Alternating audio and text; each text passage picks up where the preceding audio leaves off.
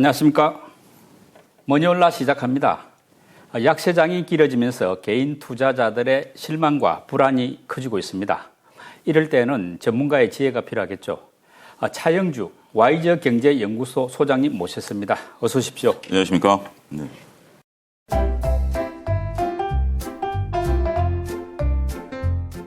요즘 시장은 뭐 어떻게 대처해야 될지 모르겠다 이런 이야기도 나오고 하는데 전문가 입장에서도 쉽지 않은 상황 아닙니까?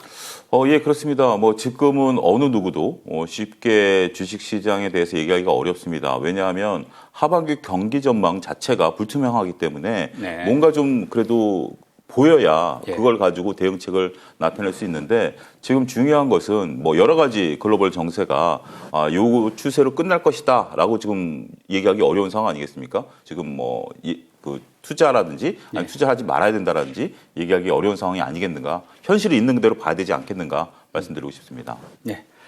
상황은 어렵지만 우리 차 소장님 인사이트 있는 토론으로 유명하시기 때문에 오늘 토론 기대가 큽니다. 예.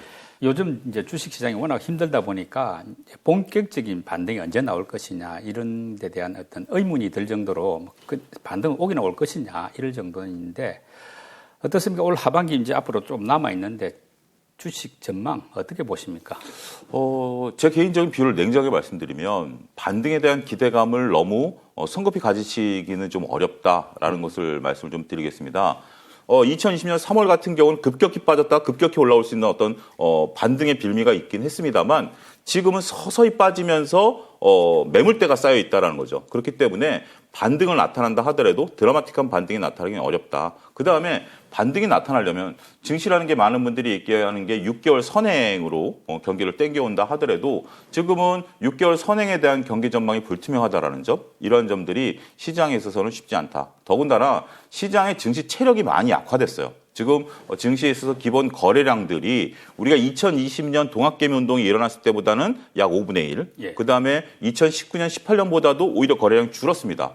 거래량이 줄었다라는 것은 주식시장을 바라보는 투자자들이 그만큼 많이 없다라는 거죠.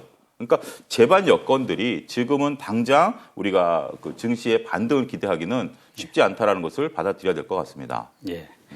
사실 여러 가지 문제가 있습니다만 그 중에서도 이제 지금은 인플레가 가장 큰 문제지 그렇죠. 않습니까? 예. 8월 이후에는 조금 완화가 되겠습니까? 인플레 수치 자체는 완화될 것 같습니다. 미국 같은 경우도 6월 달에 발표된 CPI 같은 경우 9자라는 숫자가 나오긴 했습니다만 에너지 가격과 식량품 가격을 뺀 코어 CPI 같은 경우는 5자가 나왔거든요. 네. 그리고 그게 벌써 지난 4월부터 꺾였습니다. 네. 그러니까 실질적으로 에너지 가격과 식량 가격을 제외한다면 인플레이션은 이미 꺾인 거죠. 근데 연준이라든지 정책 당국자들이 볼 때는 그 9자라는 숫자에 허수가 있는 걸 알지만 그렇다고 해서 그 숫자를 감안 안 해서 정책을 결정하기가 어렵죠. 왜냐하면 에너지 가격이 높은데 그걸 어느 정도 또 감액해주기도 어렵고 그렇기 때문에 그 숫자를 놓고 정책을 결정하긴 하겠습니다만 결국은 지금 현재 6월 중순서부터 유가도 꺾였고 그다음에 여러 가지 요소로 인해서 유가는 더 내려갈 것으로 보여지는데 그렇다면 일단 핵심적인 인플레이션은 그렇다고 하더라도 우리가 평균치보다는 높이 있다라는 게 우려스럽긴 합니다만 우리가 우려하는 바처럼 인플레이션이 지속적으로 될 것이냐라고 봤을 때는 이건 꺾였다라는 걸 인정해야 될 것 같습니다. 인플레이션이 꺾인다는 말씀은 네. 반대로 이제 주식시장한테는 약간 좋은 신호로 받아들일 수 있는 거 아닙니까? 근데 지금 제가 조금 전에도 말씀드렸듯이 평균치보다 높게 있기 때문에 네. 지금 그 수치 자체가 아직까지는 부담이 된다라는 겁니다. 우리가 코로나로 인해서 경기가 위축이 됐다가 이제 좀 살아나려고 했었던 상황 아니겠습니까? 그래서 2021년 하반기에 자 내년에는 우리가 정상적으로 돌아가니 그동안 풀어놨던 자금도 좀 회수하고 큐티도 좀 하고 금리도 좀 올리고 이런 상황이었었는데 여기에 전쟁이 터져버리면서 갑자기 유가가 솟으면서 왜곡 현상이 벌어졌다라는 거죠. 그러면서 어떻게 보면 지금 우리가 경기 침체로 가야 되느냐라고 하는 얘기가 나오는 게 언제 경기가 좋아졌었냐라는 것도 또 의문시 되는 거죠. 그렇죠. 그런 상태에서 수치상만 놓고 보면 인플레이션이 벌어진 겁니다. 근데 지금 같은 인플레이션이라는 것들 지금 이제 어떻게 보면 약간의 저는 스태그플레이션도 섞여 있다라고 보는데 그 단어는 좀 조심스럽습니다. 왜냐하면 심리적인 압박감이 있기 때문에. 근데 어찌됐든 지금은 그게 혼재되어 있는 상황이고 더군다나 이 인플레이션으로 인해서 경기가 살아날 불씨가 꺼져버릴 수 있지 않겠는가라는 우려감이 더 강하기 때문에 현재로서는 선뜻 우리가 내 귀중한 현금을 가지고 투자에 나선다라는 자체가 아직까지는 조심스럽다. 저는 그렇게 설명을 드리고 싶습니다. 지금 원달러 환율도 우리한테 좀 부담이 되고 그렇죠. 있는데 지금 언제 어떤 조건이 만족되면 이게 좀 안정세, 조금 더 기대 걸기는 좀 하락할 수 있겠느냐, 즉 원화 가치가 오를 수 있겠느냐, 어떨까요? 지금 이제 울트라 슈퍼 달러죠. 지금 글로벌 시장에서 지금 달러 이외에는 어떠한 통화도 지금 맥을 못 추는 상황이죠. 중요한 것은 이번 주에 있을 유럽 중앙은행의 금리 인상이 있다라고 보여집니다. 우리나라 금리를 지난주에 올렸고, 그다음에 이번 주에 유럽 금리 인상이 있고, 다음 주에 이제 미국 금리를 올리게 되는데, 지금 미국이 금리를 올리겠다라고 전 세계에 선포를 한 이상 어느 나라도 금리를 안 올릴 수가 없죠. 솔직히 우리도 50bp 올리는 것도 굉장히 한국은행에서 정말 고민 많이 했을 겁니다. 지금 뭐 가계부채라든지 이런 것들 때문에 우리나라 채널만 보면 금리를 안 올리는 게 맞죠. 근데 지금 미국이 올리는데 그렇다고 해서 미국을 다 따라가자니 진짜 뱁새가 황새 따라가다는 가지가니가 찢어질 것 같으니까 적당한 수준에 따라간 거죠. 유럽도 지금 따라가야 됩니다. 따라가야 되는 상황인데 지금 스페인이라든지 이런 쪽 나라들이 경기가 안 좋거든요. 그리고 과거처럼 독일이 막대한 영향을 행사할 수 있을 정도의 영향은 또 없거든요. 그렇기 때문에 만약에 유럽이 금리를 올림으로써 다른 어떤 이쪽 남유럽 쪽에 있는 국가들에 대한 어떤 경기 불안이 심화가 된다라면 이것 때문에 오히려 더 전 세계가 또 한 차례 두드려 맞을 가능성도 있다는 거죠. 일단 유럽이 안정이 돼야 달러가 조금 돌아설 가능성이 있어 보이고 그래야 원화도 좀 꺾일 가능성이 있지 않느냐. 지금 중심은 오히려 우리나라나 달러보다는 유럽 쪽에 달려 있다. 그걸 좀 보셔야 될 것 같습니다. 그리고 또 중요한 게 이제 실적이지 않습니까? 지금 2분기 이제 실적 시즌이 본격화됐는데 우리가 지금 중요하게 봐야 될 포인트가 있다면 어떤 쪽일까요? 저는 2분기 실적 데이터만 가지고는 논의하기 어려울 것으로 보여집니다. 워낙 다들 안 좋기 때문에 우리가 2022년 1분기 실적이 실적 시즌에 한 4월 달에도 제가 이제 여러 방송에서 말씀을 드렸던 게 별로 기대할 거 없을 것이다. 왜냐하면 그 사이에 전쟁이 터져버렸기 때문에. 근데 그걸 어떻게 일시적으로 잘 견디냐라고 봤었는데 전쟁이 터진 이후에 전쟁이 지금까지 지속될 거라고 보는 사람은 단 한 사람도 없었잖아요. 그런 상황인데 지금 이제 고착화된 거죠. 그러니까 1분기 같은 경우는 일시적인 비용 증가가 있었을 것으로 보고 2분기 때 해소될 걸로 봤습니다만 2분기 때는 이 비용 증가가 고착화돼 버린 거죠. 따라서 기업이 별로 2분기까지 대응 못했을 걸로 보여집니다. 이제 막 전략 수정하고 막 여러 가지이기 때문에 그래서 저는 2분기 실적을 가지고 실망하지 말자. 그 대신 그 실적 발표 이제 삼성전자도 우리가 이제 미국에 공교롭게도 FOMC 회의가 열리는 날 이제 삼성전자 실적 발표가 나오는데 확정 실적 발표와 더불어서 많은 기업들이 이제 하반기 전망을 이제 발표할 겁니다. 저는 거기에 포커스를 두자. 그러니까 지금 이제 과거 데이터에 대해서 생각하지 말고 6월부터 원자재라든지 이런 가격이 꺾였기 때문에 그걸 반영해서 하반기 계획을 세웠을 거랍니다. 그렇게 된다면 우리가 하반기 때 이것을 어떻게 드라마틱하게 끌고 갈 것인가라는 것을 발표하는 기업과 발표하지 않는 기업의 주가 차별화는 저는 거기서부터 이루어질 것이다. 왜냐하면 투자자들은 아무래도 희망의 근거를 찾으려고 하는 거기 때문에 희망의 근거를 제대로 내세우는 기업과 솔직히 내세울 게 없는 기업도 있어요. 제가 볼 땐 답답한 기업도 있어요. 그러면 내세우지 못한다라는 거죠. 그러면 결국 그 기업은 더 쉽지 않다. 그렇게 보는 겁니다. 그래서 그러면 3, 4분기 실적이 우리 소장님 보시기에 상승할 것 같다. 이런 업종이 있을 수 있고 조금 힘들 것 같다. 하락하는 업종이 있는데 몇 가지 대표적인 사례들을 좀 구분할 수 있겠습니까? 근데 그게 쉽지가 않은 게 지금 전방위적으로 얘기를 하고 있는 상황이라 지금 이제 우리가 그동안 상반기 때 원자재 관련주라든지 아니면 인플레이션을 소비자 가격에 전가할 수 있는 기업들에 대한 어떤 희망의 근거를 좀 봤었습니다. 근데 두 번째는 이런 거랑 상관없이 우리가 경기가 좋았어서 방산주라든지 항공우주 이런 것들을 상반기 때 이제 매매를 좀 해왔었던 상황이죠. 근데 하반기 때는 이제 모든 게 다 불투명해서 일단 방산 같은 경우는 일시적인 요소가 일단 끝났다라고 보고 그 다음에 이제 에너지라든지 원자재로 수혜를 받던 기업들 같은 경우는 하반기 때 좀 꺾일 수가 있습니다. 결국 그 답을 기업들이 전 제시해 줘야 된다라고 봅니다. 우리가 과연 어떤 업종이 하반기 때 승승장구할 것이냐라고 미리 판단하기보다는 기업들이 지금 주어진 여건들이 있죠. 기업들이 주어진 여건은 가장 저는 큰 것들은 인건비 상승도 이미 주어진 상수입니다. 인건비가 올랐다고 해서 지금 IT 이쪽들 받아들여야 되는 거 아닙니까? 지금 이제 조선도 그때 파업하고 있는 상황이고 이런 상황들이기 때문에 그걸 극복할 방안. 우리가 이제 기업과 동행한다라는 개념은 우리가 주주가 CEO를 임명한 거잖아요. 그러면 우리를 대신해서 있는 CEO가 이것을 어떻게 극복할 건지를 우리들에게 제시를 해줘야 됩니다. 그래서 그런 것들을 제시해 주는, 그러니까 워렌 버핏이 얘기한 게 대표 CEO를 잘 보라는 그 굉장히 중요한 덕목이 있지 않습니까? 그런 것들을 우리들한테 제시해 주는 기업들이 우리는 좀 저는 기대해 보자. 네. 저는 그렇게 정리를 하고 싶습니다. 네, 일단 뭐 업종을 딱 선명하게 나누기보다는 이제 에너지 가격, 또 네. 인건비 같은 이런 거에서 어떻게 잘 대처할 수 있느냐, 그렇습니다. 못하느냐 따라서 조금 하반기 실적은 좌우될 것 같다. 예. 뭐 그런 식으로 받아들이겠습니다. 지금 국내 증시 같은 경우는 뭐 반도체 비중이 상당히 뭐 압도적이지 않습니까? 뭐 그런데 결국 이제 최근에 약간 뭐 반도체가 좀 돌아서는 느낌도 드는데 하반기 어떤 주가 전망 어떨까요? 2021년에 애널리스트 분들이 반도체에 대해서 피크아웃 얘기가 나왔어요. 그래서 삼성전자가 이제 그때부터 확 꺾이기 시작했던 어떤 상황이었죠. 야, 피크아웃이다. 그러다가 2021년 하반기 되니까 다시 경기가 살아난대. 그러다가 이제 전쟁이 터지면 다시 경기가 꺾인대. 그래서 얼마 전에 이제 삼성전자 잠정 실적 나오기 일주일 전부터 많은 증권사 리포트들이 다 하향으로 조정을 다 해버리지 않았습니까? 그래서 이번에 삼성전자가 실적 발표 이후에 오히려 주가가 안 빠졌었던 그러한 부분들을 얘기했기 때문에 반도체에 대한 부분들은 좀 얘기하기, 그러니까 반도체 자체를 전망하기는 어렵습니다. 근데 우리나라 삼성전자가 갖고 있는 또 하나의 역할이 있죠. 마티형 역할을 하는 거죠. 그러니까 삼성전자가 최근에 6만 원 밑으로 깨졌었던 이유 중에 하나는 외국인들이 삼성전자를 붙잡고 선물 플레이를 많이 했거든요.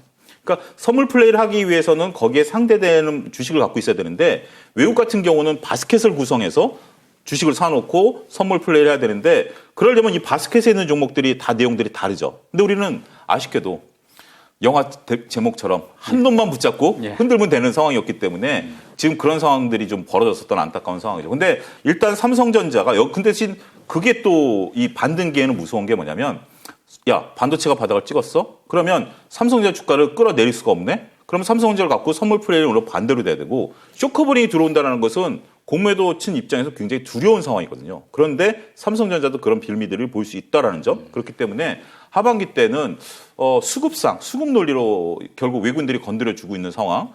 그렇게 본다라면 최악의 국면을 벗어나지 않았는가.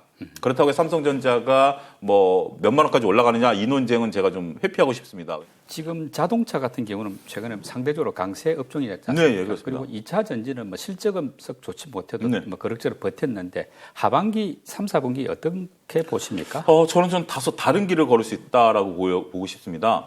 정말 자동차 1, 2분기 박수 쳐주고 싶습니다. 정말 잘했습니다. 글로벌 전기차 시장에 있어서 판매 대수가 늘은 것도 있죠. 늘은 것도 있지만 몇몇 국가에서는 점유율을 높여버렸어요. 특히 유럽이라든지 이런 나라에서 폭스바겐을 꺾었다라는 것은 이거는 유럽 국민들이 충격받았을 것 같아요.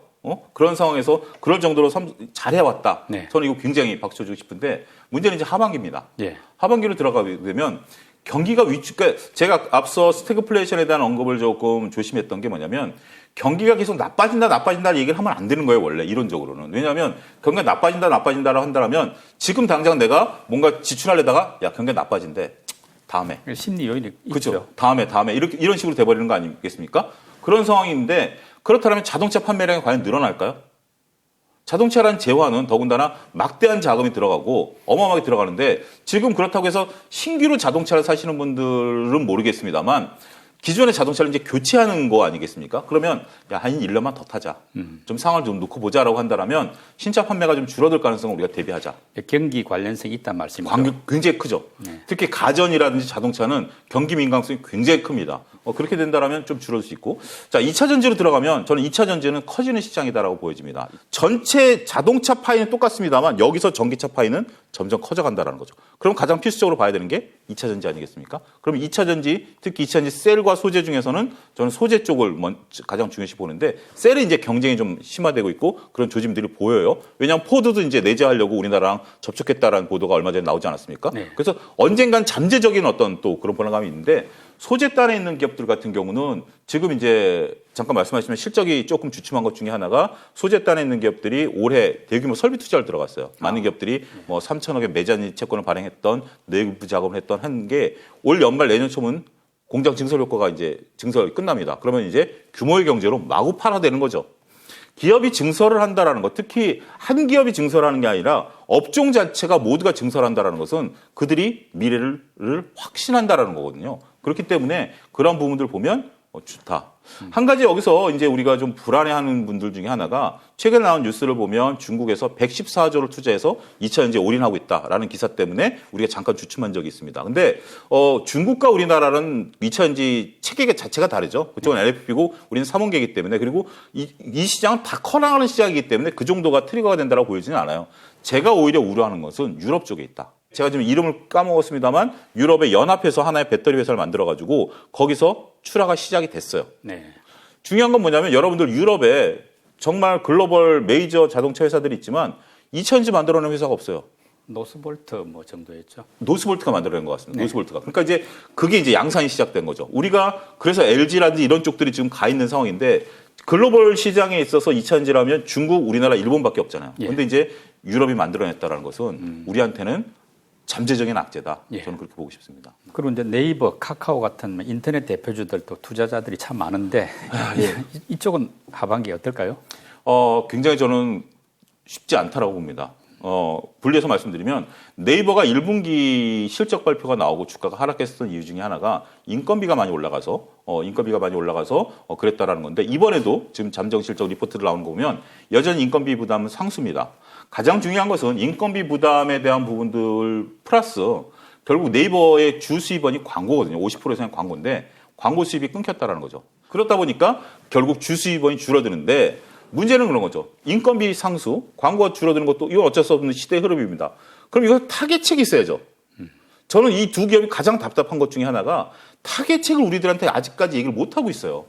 이제 네이버는 아직 답을 못 주고 카카오도 마찬가지예요. 카카오 같은 경우 여러분들 카카오가 17만 원 올랐을 때 시가총액하고 지금 그때 당시 카카오는 혼자였어요. 근데 지금 카카오가 수많은 회사들을 상장시켰잖아요. 이거 시가총액 합치면 지금이 더 커요. 그럼 카카오 주가가 지금 싸다라고 얘기할 수 있습니까? 옛날 카카오 혼자 있을 때 17만 원도 싸다 비싸다 논쟁이 있을 수가 있는데 그때 시가총액보다 지금 카카오 시가총액 더 커요. 또 상장한대요. 그러고 나면 그리고 카카오는 그러면 앞으로 뭘 먹고 사느냐. 더군다나 제가 한 가지 좀 말씀을 드릴게요. 지금 기자님 같은 경우 페이스북 같은 거 쓰세요? 예. 페이스북 쓰죠. 저도 페이스북 씁니다. 여기 지금 작가님들 같은 경우 인스타그램 쓸 겁니다. 네. 벌써 세대가 다르죠? 저희 아들은 틱톡 씁니다. 네. 그러면 카카오가 영원할 거라고 어느 누가 장담하죠?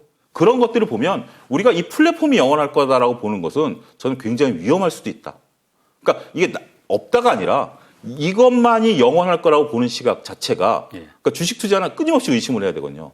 언제 어떤 변화가 올지 모르는 상황에서 왜 페이스북이 메타로 이름을 바꿨을까요? 메타로 바꿨다라는 것은 더 이상의 페이스북 미래 자체를 이 사람이 빨리 본 거죠. 저는 그렇기 때문에 그 부분에 있어서 이쪽 두 기업이 영원할 거다. 저는 거기에 분명히 반기를 들고 싶습니다.